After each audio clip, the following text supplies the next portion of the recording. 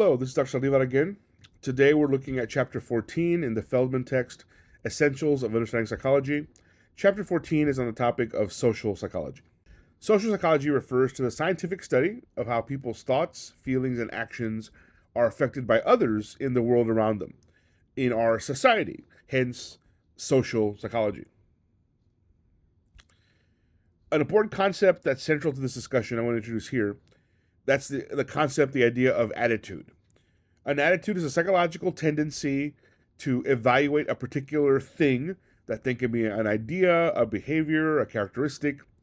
Whatever that thing is, we will call it, or it can be referred to as the attitude object. Attitude is our tendency to evaluate, to judge, to decide upon the worth or lack of worth of a thing called an attitude object with some degree, some amount of favor or disfavor. Research on attitudes conducted by social psychologists helps explain and predict social behavior in different contexts, from the choices consumers make when they're buying stuff in a grocery store or buying a new car or shopping for a new home, to relations among and between groups of people, family members, co-workers, rival baseball teams. Whatever the groups are, attitudes are going to be attached to how we think about people in those groups, those people that have some role to play in interacting with us in our life. Understanding attitudes is crucial in social psychology because attitudes play such a significant role in social cognition and social influence. Let me define these terms for us. Social cognition refers to the mental processes involved in perceiving, understanding, and interacting with others in social situations. To put it a different way, social cognition encompasses how we process, store as memories, and apply information about other people and social interactions. The key aspects of social cognition include perceiving and interpreting social cues like facial expressions, body language, tone of voice.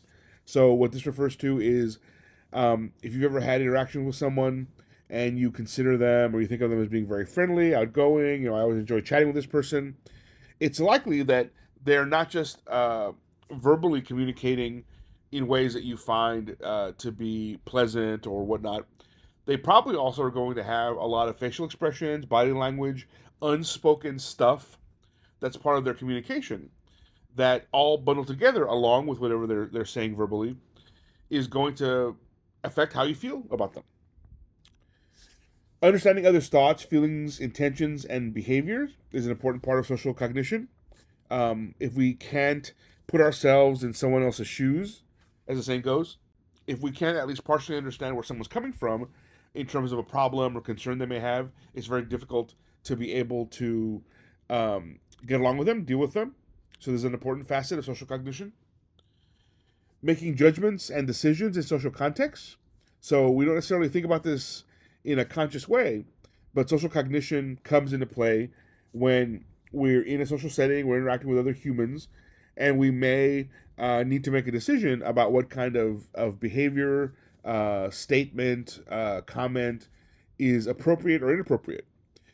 Oftentimes, no one has ever sat us down and told us, oh, don't ever say this in public, don't ever say this to another person or to a stranger, someone you don't know really well, family member or whatever. We just kind of know there's certain topics, certain ideas, certain concepts that might be perceived as rude or threatening or just weird, and so we don't discuss that stuff with strangers or at least people we don't know really well. Again, we're making a judgment about how we're going to behave in front of or with other people, even though no one has ever told us don't do this, don't do that, or the reverse, do this, do that, always. We've just kind of learned from social cognition, from being around humans, from being a human. We've learned certain behaviors, certain statements, certain ideas, concepts are more or less appropriate to bring up in a social setting. And then finally, the final piece of social cognition, being able to learning to how to regulate our own behavior in social situations. Again, similar to my prior point. We may not necessarily have had anyone ever tell us, don't chew with your mouth open. There's kind of a cliche, but you may never have had anyone tell you that directly, but you may have heard your parents tell your younger brother or your sister, or you've seen some character in a TV show or a movie make that comment. And even if you've yourself never been told don't chew with your mouth open when you're in front of other people, you may kind of internalize that and think, oh, I shouldn't do that. It's rude or gross or whatever. That's an example. That's one facet of social cognition. The significance of social cognition lies in its fundamental role in human social functioning. Social cognition enables us to navigate complex social environments and relationships with others. It's critical for effective communication and cooperation with other people. Humans are fundamentally social creatures. And it also allows us to predict others' behavior and respond appropriately. A lot of times, we may not, again, think of it or have had an experience where someone told you when you're meeting a teacher for the first time, here's how you should behave. When you're meeting a new boss for the first time, here's how you should behave. And yet most of us will have some kind of script, some idea of how we want to behave in those situations, even if no one sat us down and told us directly how to do them or what to think about them. But we've picked up some ideas, some at least general ideas, from the world around us, from other people, from TV shows, from movies, from conversations, from watching other people maybe do things that ended up causing them problems or embarrassment. So we don't want to be embarrassed. We don't want to have problems. So even if I don't have a model of how to do something, I may have a model of how not to do something. I may see someone do something that causes them problems, and well, I know I don't want to do that. So let me try and figure out what I should be doing. Again, there's not necessarily a conscious thought process that we have as humans. Nonetheless, it's something that we pick up from the environment around us. The second idea here that's important in social psychology is social influence, and this refers to the ways in which individuals change their behavior, thoughts, feelings as a result of interactions with other people. It's a fundamental concept in social psychology, again, because it explains how people affect one another, influence one another in different social contexts. Social influence can occur through different mechanisms. There's the idea of informational influence, accepting information from others as evidence of reality, sort of taking someone's word without questioning them, or just assuming, well, this person tells me something for whatever reason, why I trust them or whatever, I'm going to trust them and accept that what they're telling me is true. Normative influence, conforming in how we behave or behaving in such a way that may not necessarily be our preference or how we want to behave, but we want to be liked and accepted by others, so we kind of behave a certain way just to avoid having problems. Identification is the idea of adopting behaviors to be associated with a desired group. We want to, as humans, feel special, feel unique, but not too unique, right? We want to be part of a group that we can identify with. That's the idea here. The power of social influence is evident in a lot of phenomena, a lot of stuff we see in the real world. Examples include fashion trends, political movements, and consumer behavior. Key aspects of this concept of social influence include conformity, we've talked about this, aligning behavior with others, compliance, agreeing to other people's requests, obedience, following the orders of authority, however we may define authority for ourselves, social norms, unwritten rules that guide behavior of members of different groups, reactance, the resisting of social pressure. Occasionally, sometimes, we may have some reason or some cause to actually be resistant to social influence. That can happen. In the same time, kind of maybe almost on the other side of the coin, there's a phenomenon too of minority influence, which is where a small number of people who maybe speak the loudest, speak the fastest, speak first, even though the small number of people within a group are not necessarily representative of the group or even a majority of the group, they're able to nonetheless sway the group in their direction to believe certain stuff, do certain things, because they speak first, or they speak loudest, or they speak in the most persuasive way, even if not necessarily really representing something that's believed by 51% plus of the group. As social creatures, humans can be influenced by society in both positive and negative ways.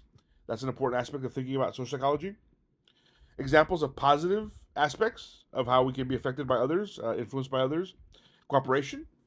Social behavior fosters teamwork and collaboration that allows individuals to work together in groups, do things in teams, accomplish things together that we can't do alone. Support systems. Engaging socially creates networks of support, like families, co-workers, teammates, that can give us emotional assistance, access to resources that we might need to do stuff, whatever our group's purpose is, and also just give us encouragement whenever things get challenging. Cultural exchange. Social interactions promote the sharing of ideas, traditions, values. This helps individuals learn things they didn't know before, think about maybe the world or themselves in a different way because they're learning exchanging ideas from people of other groups that we're encountering. This hopefully will make our individual lives, individual experiences more enriched. It also helps us to understand where other people from other groups are coming from. However, there are also negative aspects of social behavior. These include peer pressure, being pressured to conform, to engage in risky or unhealthy activities that might compromise our values, our own moral sense, or even potentially, sadly, our own well-being. Conflict.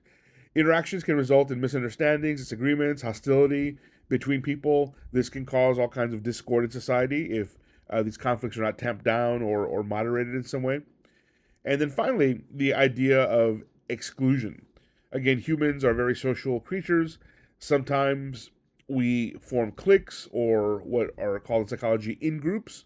So if you're not in the in-group, you're in the out group. You are not in our group because you have the wrong, you don't wear the right shoes, the right clothes, you don't have the right accent, your parents don't make the right amount of money, you didn't grow up in the right part of town or whatnot. These things can make us feel, or in fact be excluded from different groups. We're made to not fit in, to not be part of proper society or a group that's desirable to be part of. This can have tremendous effects, sadly, on our mental health, our self-esteem, our overall feelings of well-being. Let's review the major ideas from this chapter then. So again, social psychology refers to the scientific study of how people's thoughts, feelings, and actions are affected by others. An attitude is a psychological tendency to evaluate a particular thing, which we call an attitude object, with some degree of favor or disfavor. Understanding attitudes is crucial in social psychology because attitudes play such a significant role in social cognition and social influence. As a reminder, social cognition refers to the mental processes involved in perceiving, understanding, and interacting with others in social situations. Social influence refers to the ways in which individuals change their behavior, thoughts, or feelings as a result of interactions with others. This concludes our discussion about this chapter. I hope you found that helpful as you get ready to read the chapter on your own. I'll see you in class. Good luck.